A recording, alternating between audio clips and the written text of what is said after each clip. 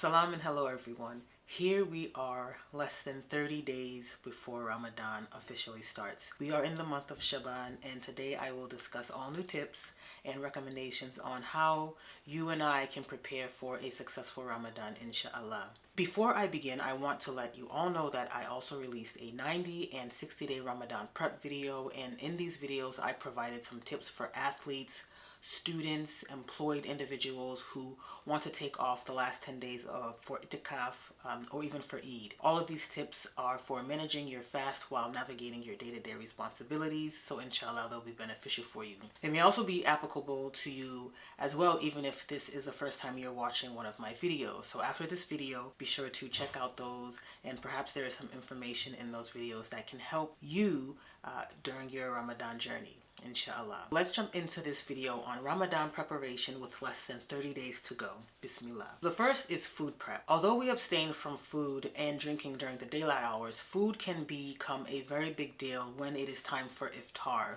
or time to break the fast, or even suhoor, for example. The following are reasons why you should consider meal prepping and food prepping for Ramadan. For example, it helps to avoid getting overwhelmed, worried, and worked up over food. I can't tell you how many times that I've seen things about to pop off because food wasn't ready, it was late, it didn't meet the expectations during the month of Ramadan. Another thing food and meal prepping does is it helps you eat a balanced meal during Ramadan. Indulging every now and then is okay. However, eating fried foods like puff, pakora, samosa, and eating them daily is not healthy, especially when you are fasting. Consuming a high-fat, high-caloric, high-carb diet that will typically be your heaviest and sometimes only meal of the day is not advisable at all. Additionally, we tend to be dehydrated, and we don't want to suffer from constipation or an upset stomach at any point in time, so we should be cautious in what we consume. Another reason for food prepping is that it helps us focus on other things than food. I've been there where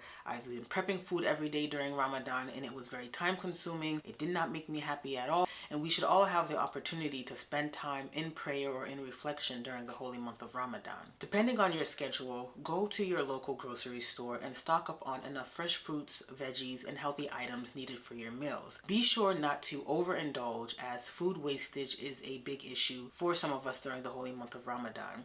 We're just not able to eat as much when we're fasting, so we don't want to buy too much food and thinking we can eat it all during Ramadan.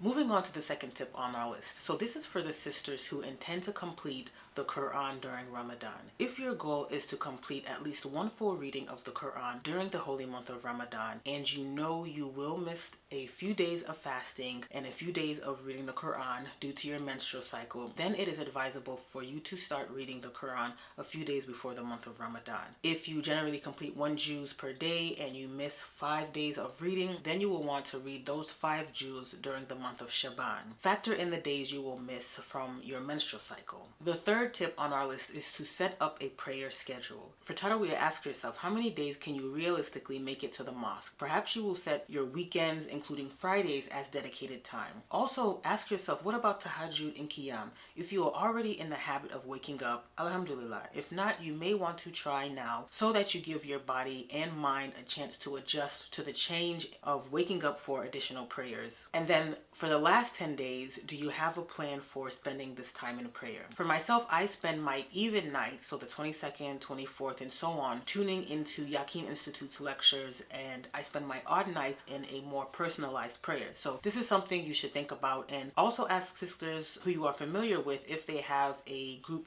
that you can join in online. But as for Yaqeen, they have a program every night for the last 10 nights, alhamdulillah. Fourth on our list of tips is to fast a few days during this current month, this month of Shaban. So if there is one thing you can do ahead of time to prepare, it is to fast a few days before the month of Ramadan. For example, select Mondays and Thursdays to complete your fast. And not only will you get a reward for fasting, but you will be able to gauge how you will do during the month of Ramadan. Hopefully, inshallah. Especially if you get weak, tired, hangry, prepare yourself and condition yourself a little bit so that the impact is lessened, inshallah. The fifth tip on our list is to wean yourself from sugar, salt, caffeinated coffee, and tea. Hear me out. In addition to fasting, lowering your sugar intake helps get your body and your system ready so that you are not feeling, sugar crashes during the day. It is always a good habit to reduce your sodium intake as well because, high sodium leads to high blood pressure amongst other complications. Also, try cutting down